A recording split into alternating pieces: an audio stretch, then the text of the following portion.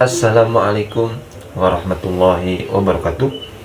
Bapak-bapak, ibu-ibu, ceramah Kiai Imaduddin terbaru ya. Di sini Kiai Imad ditanya habis-habisan sama jamaahnya karena emang bener-bener setuju dan mengikuti tesis Kiai Imaduddin ya.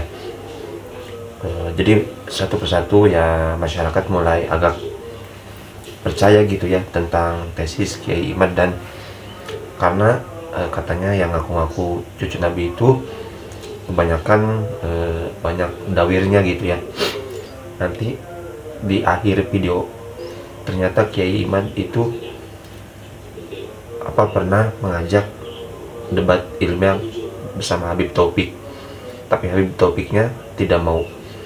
Nanti disimak sampai akhir ya bapak-bapak, ibu-ibu, biar paham baru berkomentar. Oke, kita ke videonya.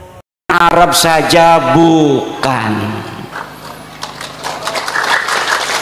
Akhirnya ketika tes DNA ini kuat, mereka sekarang berfatwa bahwa tes DNA hukumnya haram.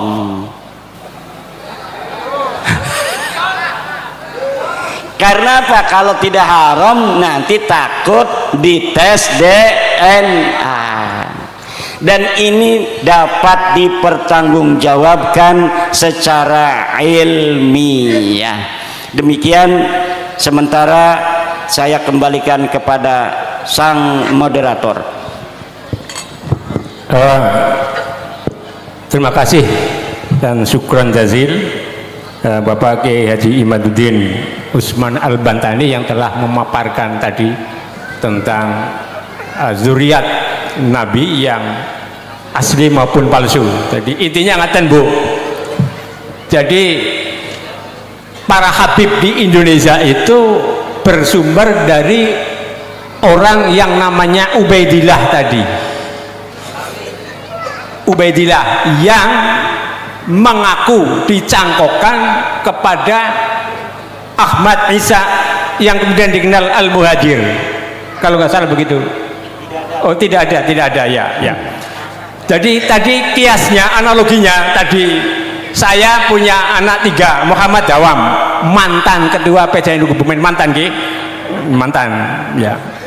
Itu anaknya cuma 3, Didin, Dadan, Dudun.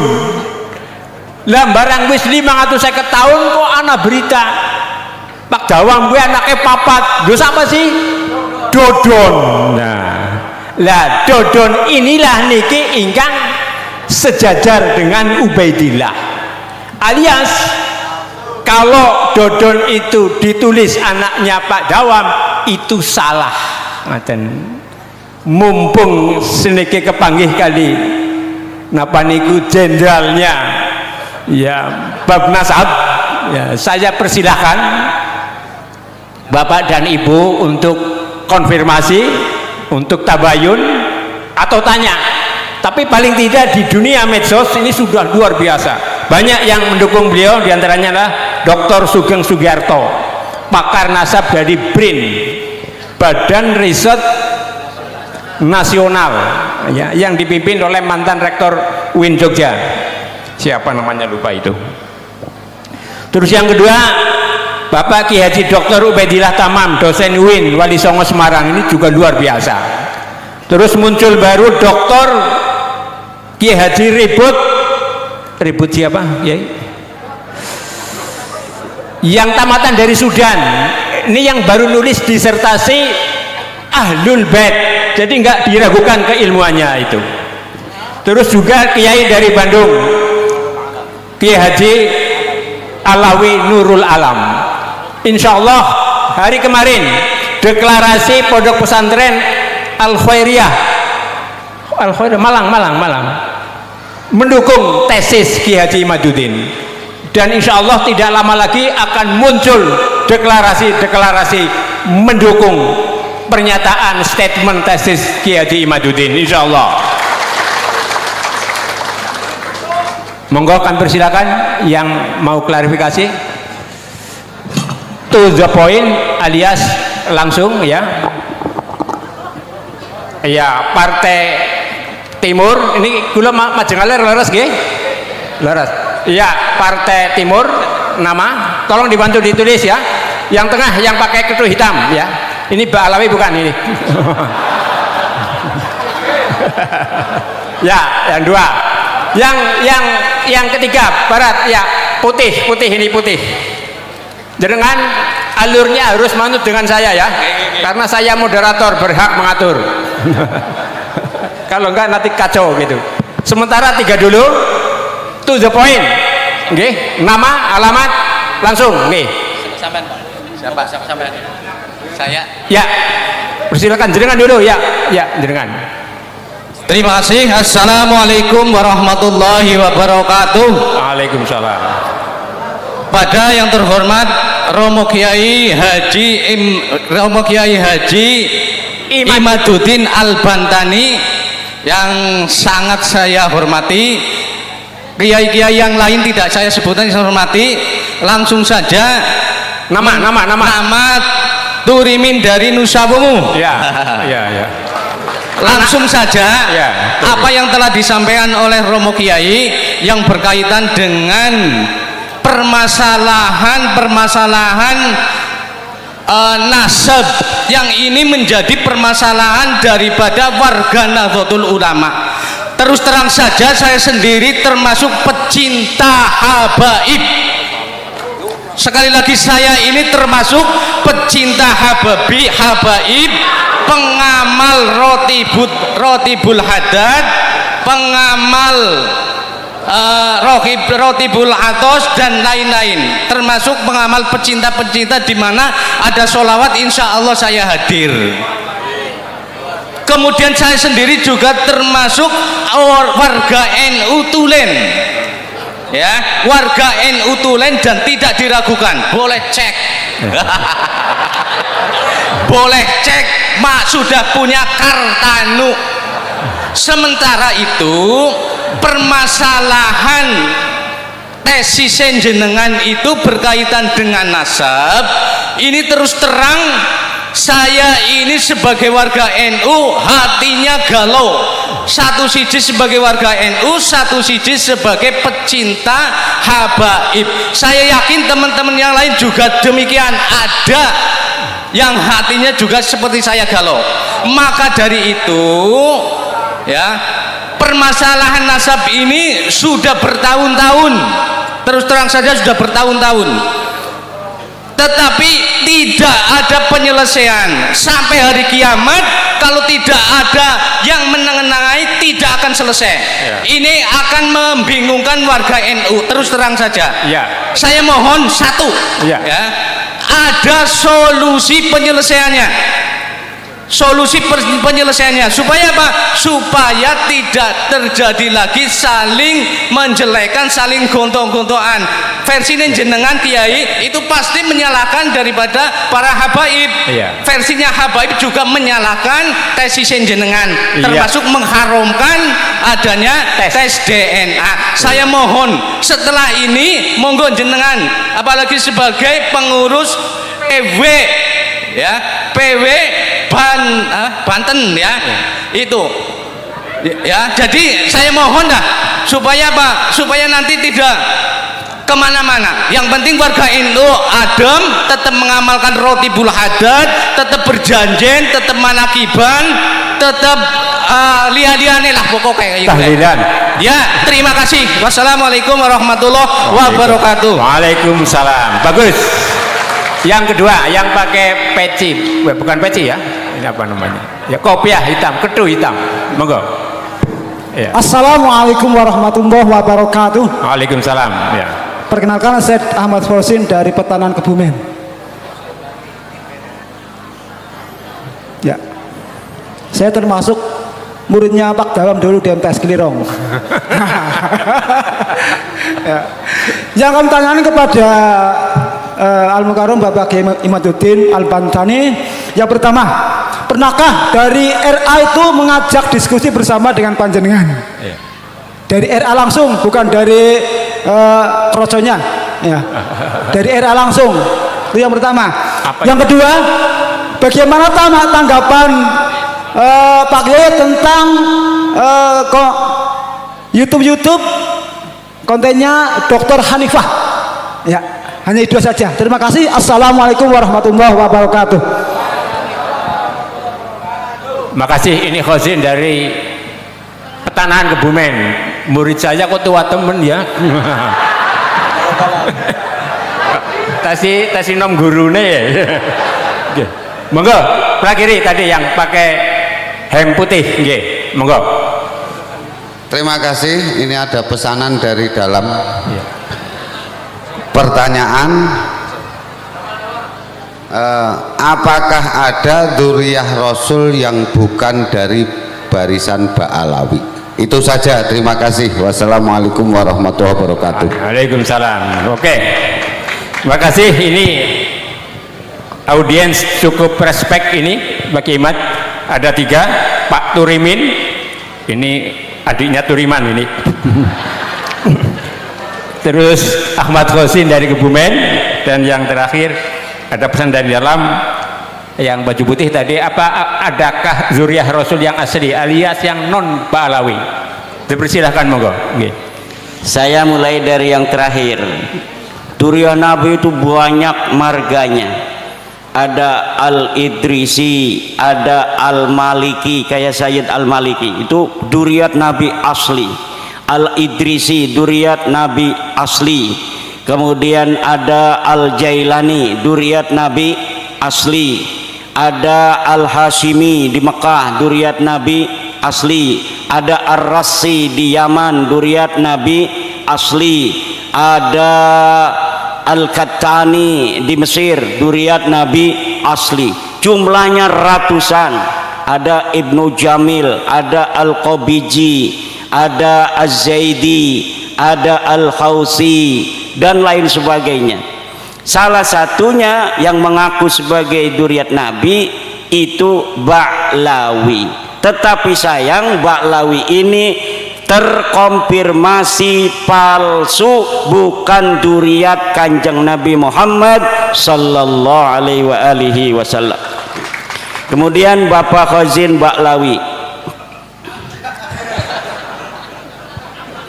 jenggotnya jenggot Ba'lawi ini.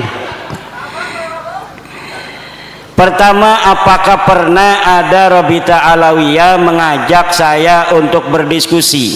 Tidak ada. Yang ada saya ngirim surat kepada Taufik Segaf untuk diskusi, tapi dia tidak mau. Saya sudah kirim surat kepada Rabita Alawiyah untuk berdebat dengan saya. Di Banten difasilitasi oleh Kuncen Sultan Banten untuk berdebat antara saya dan Rabita. Rabita tidak bersedia datang, yang akhirnya saya tidak datang. Karena apa? Rabitahnya tidak mau. Di screenshot SMS-nya Rabita kepada saya oleh panitia, ini Rabitanya tidak akan datang dan tidak akan mengirim perwakilan. Itu. Jadi kemudian saya datang ke Pasuruan, difasilitasi oleh Kiai Ali Badri Masuri. Katanya mau diajak diskusi oleh Taufik Segaf, saya yang fasilitasi. Saya datang ke Pasuruan ke rumah Kiai Ali Badri, yang kata dia Taufik Segaf adalah teman dia. Akhirnya saya datang, tetapi Taufik Segaf, ketua Rabita Alawiyah, tidak mau. Kemudian yang kedua, pertanyaannya apa itu ke Bang Khozin? Yang kedua, YouTube tadi. YouTube Dr. Hanifah itu dokter palsu, tidak, gambarnya orang Arab itu. Kemudian diambil, dikasih nama Dr. Hanifah, padahal orangnya tidak ada. Saya sudah cari mana nomor teleponnya untuk melayani tantangannya tentang 1,6 miliar. Jadi dia bikin narasi tentang pembelaannya kepada Ba'lawi, tetapi tidak bisa dihubungi. Kenapa tidak bisa dihubungi? Karena dia akun palsu, orangnya tidak ada, fotonya foto palsu. perempuan itu ininya fotonya itu Hanifah itu foto perempuan cantik sekali. Kenapa saya semangat itu ingin berdebat dengan dia? Karena lihat fotonya, mudah-mudahan saja fotonya sama dengan aslinya. Ternyata diketahui akunnya akun palsu, akun fiktif.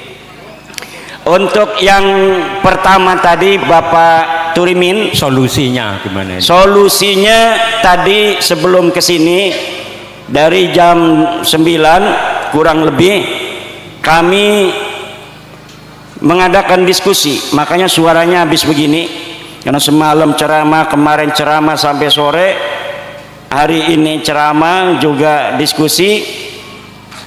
Tadi jam 9 sampai jam 12 itu belum selesai tadi, karena saya hati selalu kebayang Yai Wahib ingin segera bertemu, jadi lagi ngomong Kang Mogi saya cubitin terus, diam, kita harus ke sana, ke Cilacap sekarang. Ini Kang Tubagus Mogi, Ketua Rabita Babat Kesultanan Banten, lagi diskusi, saya cubitin agar kita langsung berangkat ke Cilacap untuk bertemu dengan pengasuh pesantren Al-Huda dan Yai Wahib. Apa topik diskusinya? Mencari solusi, sama dengan Bapak. Bagaimana solusi tentang masalah nasab ini? Apakah solusinya hanya menjadi kajian ijtihad seperti orang kunut tidak kunut, yang kunut silakan kunut, yang tidak kunut silakan tidak kunut? Apakah kajiannya adalah kajian maslahah, dihitung maslahat dan mudaratnya orang-orang yang mengaku keturunan Nabi, bagi masyarakat umat Islam mudarat apa manfaat? Di dalam kajian itu kemudian ditemukan berbagai macam dinamika diskusi, bahwa pengakuan orang sebagai keturunan Nabi ini berimplikasi sosial keagamaan dengan umat Islam, karena umat Islam sangat mencintai Nabi besar Muhammad sallallahu alaihi wasallam, terutama orang Jawa. Dari kecintaan mereka kepada baginda Nabi, ketika ada orang yang mengaku keturunan Nabi, maka mereka tumpahkan cinta itu kepada keturunan Nabi. Kadang-kadang dari perasaan mereka yang ingin menumpahkan kerinduan kepada baginda Nabi melalui turunannya, dimanfaatkan oleh orang-orang yang mengaku keturunan Nabi ini untuk menipu, mendawir, memaksa, menghina dan lain sebagainya. Dalam dinamika diskusi itu kemudian muncul, berarti mudaratnya apabila dibiarkan ini sangat besar untuk umat Islam. Apabila dibiarkan orang yang bukan keturunan Nabi mengaku sebagai keturunan Nabi, maka genetik aslinya akan tetap nanti keluar. Apa itu genetik asli? Genetik yang bukan genetiknya Nabi, yang penuh kesantunan, Nabi yang penuh dengan ketawaduan, Nabi yang menyebarkan rahmah, Nabi yang mencintai sesama. Sementara orang-orang palsu yang mengaku keturunan Nabi itu dalam setiap generasi akan tambah kesombongannya, karena memang mereka genetiknya bukan genetik Kanjeng Nabi. Kemudian mereka meyakini diri mereka, keyakinan dan realitas mereka yang sebenarnya bukan turun Nabi, yang nanti mereka akan menganggap orang lain sebagai orang yang rendah, mau merendahkan orang, mau mendawir, memaksa. Bahkan ada orang yang punya material dia lagi banyak keramik, kemudian si Kabib ini datang bawa truk, orangnya nggak ada, dia berani memasukkan keramik ini ke dalam truknya, kemudian dia bawa. Istrinya menangis, weh ini turunan Nabi, Kabib ini Kabib turunan Nabi kualat sira lamun ngelarang kita ngegawa keramik. Akhirnya dibiarkan, uslah, mungkin itu sudah takdirnya, mungkin itu sudah bagian kita anggap sodako saja. Itu yang terjadi. Kemarin ada orang minta 40 juta di Banyumas. Kiainya udah kesel karena kiainya sudah ngedengerin saya ceramah tentang bahwa mereka Habib itu bukan turun Nabi. Akhirnya kiainya pura-pura jadeb. Kiai Imad pahlawanku, Kiai Imad pahlawanku, Kiai Imad pahlawanku. Akhirnya si Habib ini pergi pulang, tidak permisi lagi pada kiai yang lagi jadeb itu. Maka kemudian mengkerucut diskusi itu agar negara hadir untuk melarang setiap orang yang mengaku keturunan Nabi tanpa data dan terverifikasi palsu, mereka harus dihukum. Apabila mereka mengaku sebagai turun Nabi, ditanya datanya tidak ada, suruh tes DNA tidak mau. Demikian. Oke, bapak-bapak, ibu-ibu, itu dia tadi ceramah dari Kiai Haji Imaduddin ya, yang mana beliau banyak banget ya masyarakat bertanya kepada beliau ya, tentang ya Habib ini ya. Ya nanti tadi dijawab satu persatu oleh Kiai Haji Imad ya. Dan di sini beliau yang menjelaskan secara jelas ya tentang jawab pertanyaan yang ditanyakan oleh jamaahnya ya. Dan tadi juga ada